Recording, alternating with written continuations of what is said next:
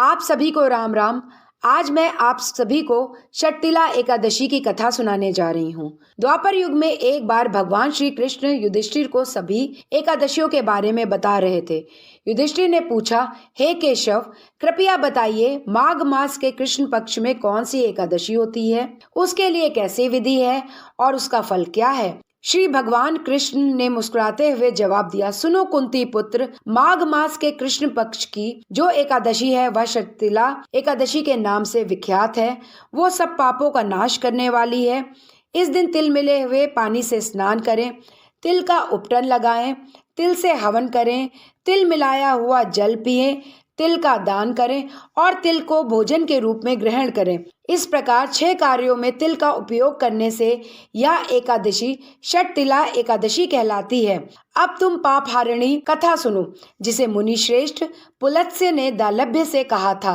दालभ्य ने उनसे पूछा, हे मुनि श्रेष्ठ, पृथ्वी लोक में आए हुए प्राणी प्रायः पाप कर्म करते हैं, पराये धन की चोरी करते हैं, दूसरे की उन्नति देखकर ईर्ष्या करते हैं, एक दूसरे की चुगली करते हैं और अनेक प्रकार के व्यसनों में फंसे रहते हैं, फिर भी उनको नरक नहीं प्राप्त होता है। वह कौन सा दान पुण्य करते हैं जिसके फलस्वरूप उनके पाप नष्ट हो जाते हैं। मुनि पुलत्स्य बोले, माघ मास आने पर मनुष्य को नहा धोकर पवित्र रहना चाहिए। इंद्रियों को संयम में रखते हुए काम, क्रोध, लोभ, मोह, अहंकार, चुगली आदि बुराइयों का त्याग करना चाहिए।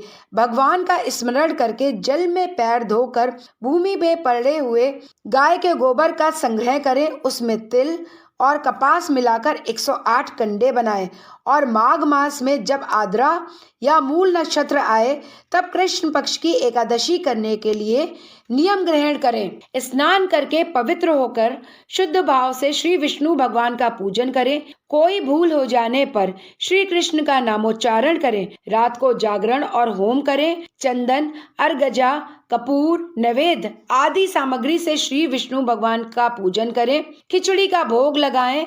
नारियल, पेठा, सीताफल या सुपारी का अर्घ देकर स्तुति करनी चाहिए। हे भगवान, आप बड़े दयालु हैं। हम आश्रयहीन जीवों के आप आश्रयदाता बनिए। हम संसार रूपी समुद्र में डूब रहे हैं, कृपया हमारा सहारा बनिए और हम पर अपनी कृपा दृष्टि बनाए रखिए। आपको नमस्कार है, कृपया आप लक्ष्मी जी के साथ मेरा दिया हुआ अर्घ्य स्वीकार करें। तत्पश्चात किसी ज्ञानी की पूजा करें, उसे जल का घड़ा प्रदान करें।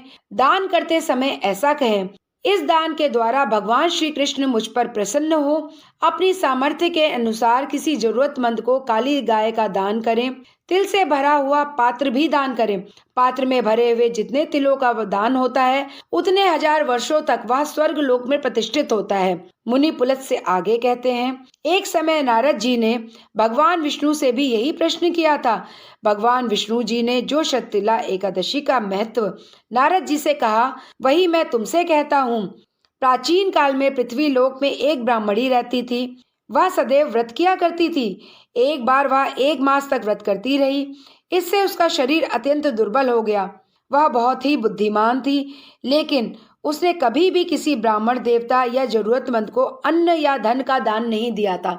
इससे मैंने सोचा कि व्रत करने से ब्राह्मणी ने अपने आप को तो शुद्ध कर लिया है, इससे उसे विष्णु लोक में तो जगह मिल जाएगी, परंतु इसने कभी भी अन्न का दान नहीं किया है, इससे इसकी मुक्ति होना कठिन है। फिर भगवान विष्णु ने आगे कहा कि मैं भिखारी के वेश में पृथ्वी लोक में गया और उससे भिक्षा मांगी।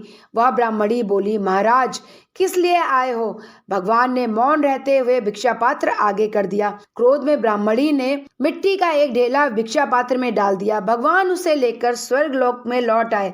कुछ समय के पश्चात ब्राह्मणी की भी मृत्यु हो गई और वो भी शरीर त्याग कर स्वर्ग में आ गई। जो उसे व्रत के फलस्वरूप प्राप्त हुआ था, उस ब्राह्मणी ने मिट्टी दान की थी, इसलिए उसे स्वर्ग में महल भी मिल गया, परंतु उस घर में अन्न या खाने की कोई सामग्री नहीं थी।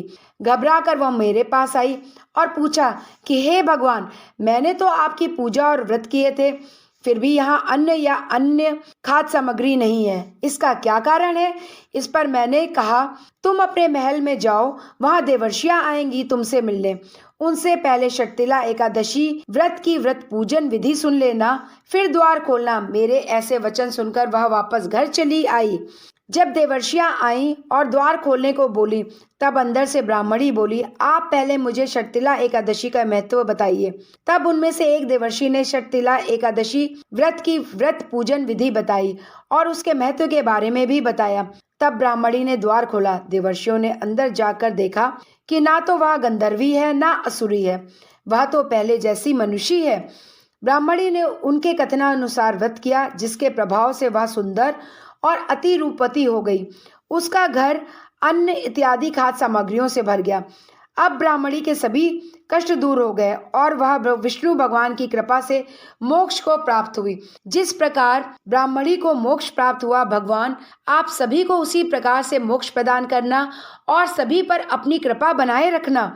बोलो विष्णु भगवान की जय।